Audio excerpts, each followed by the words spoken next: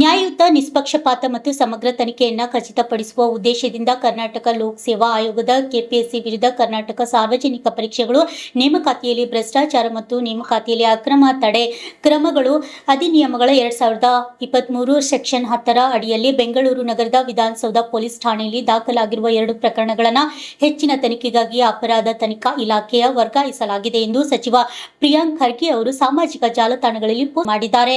ಸಾರ್ವಜನಿಕ ನೇಮಕಾತಿ ಪ್ರಕ್ರಿಯೆ ಸಮಗ್ರತೆ ಮತ್ತು ವಿಶ್ವಾಸಾರ್ಹತೆಯನ್ನು ಎತ್ತಿ ಹಿಡಿಯಲು ಸರ್ಕಾರ ಬದ್ಧವಾಗಿದೆ. ಪರೀಕ್ಷೆಗಳು ಅಥವಾ ನೇಮಕಾತಿ ಪ್ರಕ್ರಿಯೆಯಲ್ಲಿ ಭ್ರಷ್ಟಾಚಾರ, ಅಕ್ರಮ ಅಥವಾ ಯಾವುದೇ ರೀತಿಯ ಅನ್ಯಾಯ ನಡೆದಿರುವುದು ಆರೋಪಗಳ ಕುರಿತು ಯಾವುದೇ ಒತ್ತಡ ಅಥವಾ ಪಕ್ಷಪಾತವಿಲ್ಲದೆ ತನಿಖೆ ನಡೆಸಲಾಗುತ್ತದೆ. ತಪ್ಪಿತಸ್ಥರು ಯಾರೇ ಆಗಿದ್ದರೂ ಅವರ ಹುದ್ದೆ ಅಥವಾ ಪ್ರಭಾವವನ್ನು ಲೆಕ್ಕಿಸದೆ ಕಾನೂನಿನ ಪ್ರಕಾರ ಕಠಿಣ ಕ್ರಮ ಕೈಗೊಳ್ಳಲಾಗುವುದು. ಪ್ರಕರಣಗಳನ್ನು ಸಿಐಡಿಗೆ ವರ್ಗಾಯಿಸುವುದು ಸ್ವತಂತ್ರ, ನಿಷ್ಪಕ್ಷಪಾತ ಮತ್ತು ಪಾರದರ್ಶಕತೆ ತನಿಖೆ ಮೂಲಕ ಲಕ್ಷಾಂತರ ಉದ್ಯೋಗಾಕಾಂಕ್ಷಿಗಳು ಹಾಗೂ ಸಾರ್ವಜನಿಕರಲ್ಲಿ ವಿಶ್ವಾಸ ಮೂಡಿಸುವ ಸರ್ಕಾರದ ದೃಢ ಸಂಕಲ್ಪವನ್ನು ಪ್ರತಿಬಿಂಬಿಸುತ್ತದೆ. ಸ್ಪರ್ಧಾತ್ಮಕ ಪರೀಕ್ಷೆಗಳ ಪಾವಿತ್ರ್ಯತೆಯನ್ನು ಕಾಪಾಡುವುದು, ಪ್ರತಿಭೆಯ ನ್ಯಾಯ ಒದಗಿಸುವುದು ನಮ್ಮ ಸರ್ಕಾರದ ಅತ್ಯುನ್ನತ ಆದ್ಯತೆ ಎಂದು ತಿಳಿಸಿದ್ದಾರೆ. Bureau report, arts 32 Kannada news, Kalaburagi.